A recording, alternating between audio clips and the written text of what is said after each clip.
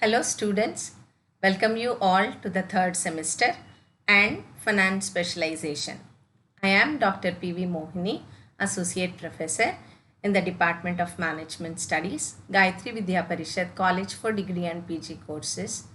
I am going to handle the course Financial Institutions and Markets in the third semester. Before getting into the course, Financial Institutions and Markets, I wanted to explain you all in detail about what is finance and how you all can enrich your knowledge studying the concepts of finance.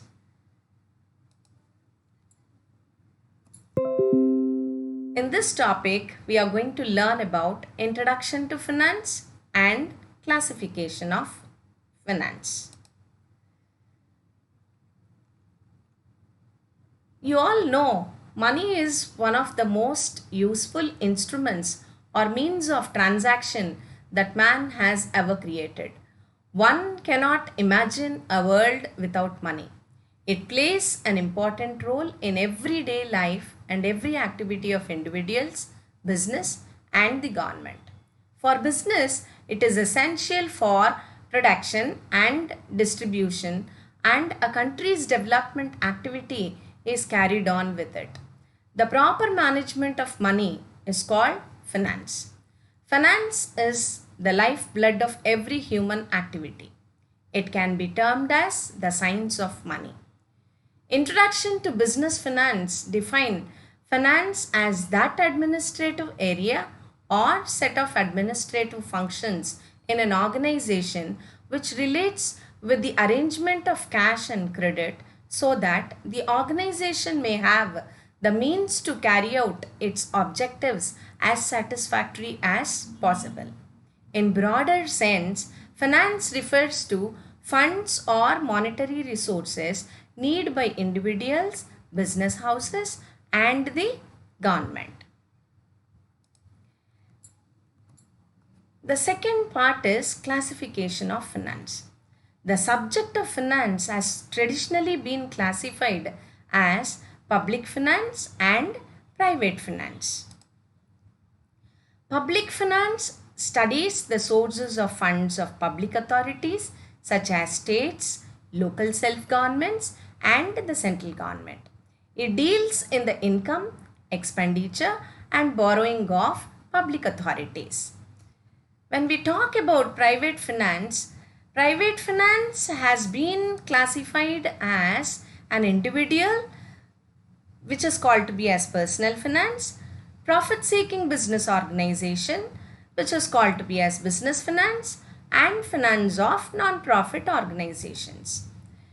When we come to know about personal finance, individuals and households require funds essentially for meeting the current requirements or day-to-day expenses or for buying capital goods. The financial well-being of an individual or a family depends on how well they manage their income and expenditure. Therefore, for personal purpose, a proper knowledge of management of finance is of great importance. Household is the basic unit of savings. The growth of an economy depends on the development of an individual and the family, and the savings are the source of investment and development. When it comes to business finance, the success of every business is the outcome of the combination of many factors. Important among them are finance, production, and marketing. These three factors are interrelated. A business cannot survive in the absence of any one factor. Among the three, finance ranks first, as nothing could be done if adequate finance is not available.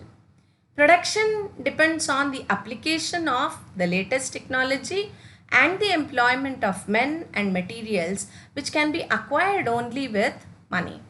The goods produced should reach the consumer, and that needs a marketing network. Without an efficient system of marketing, business cannot survive. Every business needs proper coordination and efficient management of these factors. Investment of money leads to production. The goods so produced are marketed, and in turn, the business gets back the money invested, which is further invested in business. So, there is a circular flow of money from one to another. Hence, business finance is concerned with financial management of profit seeking business organizations engaged in all types of activities.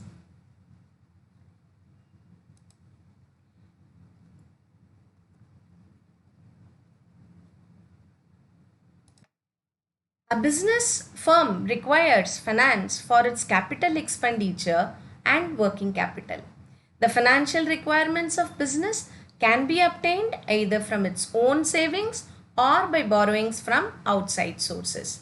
The business finance can be classified as external finance and internal finance.